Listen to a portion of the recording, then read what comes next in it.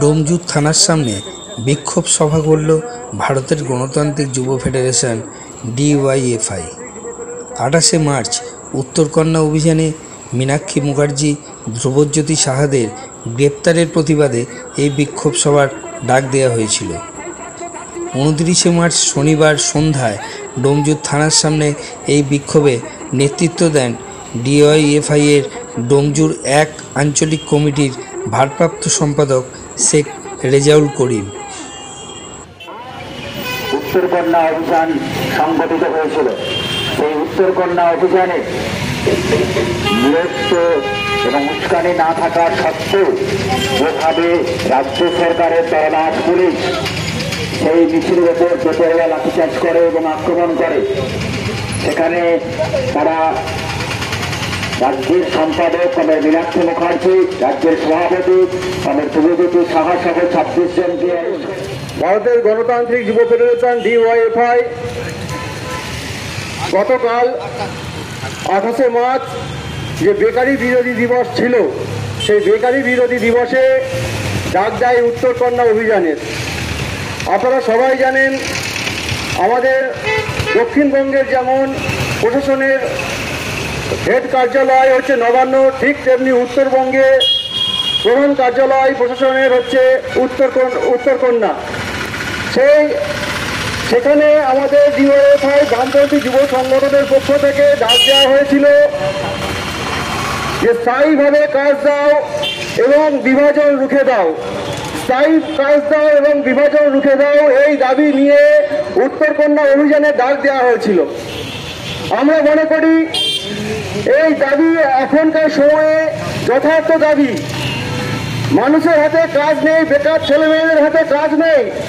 আমাদের রাজ্যের মুখ্যমন্ত্রী যখন বিরোধী দলনেত্রী ছিলেন, ক্ষমতায় আসার লোভে মানুষকে টোপ দিয়েছিল বছরে বছরে নাকি 2 লাখ করে চাকরি দেবে, বেকার ছেলেমেয়েদের হাতে কাজ দেবে, সবার হাতে কাজ, সবার পেটে ভাত চাই, এই দাবি নিয়ে তখন মমতা বন্দ্যোপাধ্যায় সাধারণ মানুষকে উদ্বুদ্ধ করেছিল বছরে বছরে 2 লাখ চাকরি দেবে বেকার ছেলেদের। আর ক্ষমতায় আসার পর দেখলাম পুরোটাই ভাওতা। বিভাজন রুখে দাও।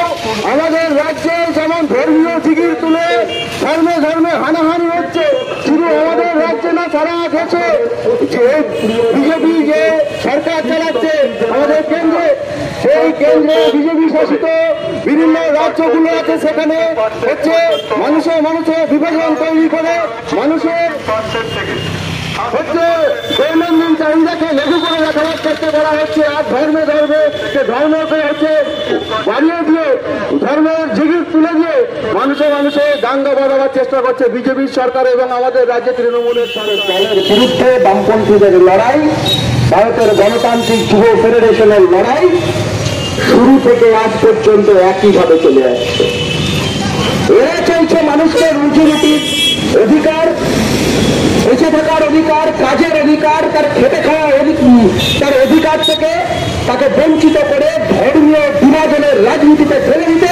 আর আমরা বলছি, আমরা এই পশ্চিম বাংলায় দাঁড়িয়ে একথা বলছি যে রাজ্যের বুকে কৃষকের ফসলের দাম ন্যায্য দামের দাবিতে, বেকার যুবক যুবতীদের কর্মসংস্থানের দাবিতে, শিক্ষা ক্ষেত্রে দুর্নীতি বন্ধ করার দাবিতে আমরা ডাক দিয়েছি, মেহনতি মানুষ ডাক দিয়েছে আগামী 20 এপ্রিল ব্রিগেড সমাবেশে।